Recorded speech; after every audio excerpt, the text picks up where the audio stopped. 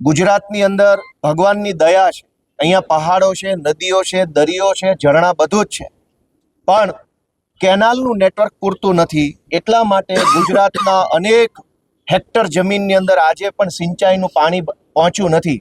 સુજલામ સુફલામ યોજના, સૌની યોજના, Sardar Sarovar dam, Kadana dam, Kakrapar dam બધું જ છે, પણ વ્યવસ્થાના અભાવે, વહીવટી તંત્રની આવડતના અભાવે કાઠિયાવાડ આખામાં અને ઉત્તર ગુજરાતના અનેક ગામડામાં સિંચાઈનું પાણી પહોંચ્યું નથી. ત્યારે આજના બજેટમાં એવી જાહેરાત થાય કે એક ખેતર સુધી પાણી પહોંચશે, એ ચાહે નર્મદાનું કે મહીનું કે ગમે તે ડેમનું પાણી પહોંચે, એના માટે જબરજસ્ત કેનાલ નેટવર્ક તાત્કાલિક બને, એ માટે આજે જાહેરાત થાય એવી પણ અમે આશા રાખીએ છીએ.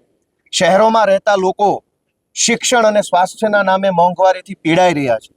શિક્ષણ અને સ્વાસ્થ્ય આ બે કામ માટે થઈ અને શહેરોના લોકો એટલી બધી હદે પૈસા ખર્ચવા પડે છે કે માણસના જીવનની તમામ કમાણી શાળા અને દવાખાનાના ખર્ચા પાછળ જાય છે. ત્યારે શહેરો અને ગામડા બંને જગ્યાએ દવાખાના અને શાળાઓની હાલત સુધરે, લોકોના બાળકોને શાનદાર શ્રેષ્ઠ શિક્ષણ સરકાર તરફથી મળી રહે, શ્રેષ્ઠ આરોગ્ય સારવાર સરકાર તરફથી મળી રહે, એવી વ્યવસ્થા ઊભી કરવાની જાહેરાત આજે થાય એવી આશા રાખીએ છીએ.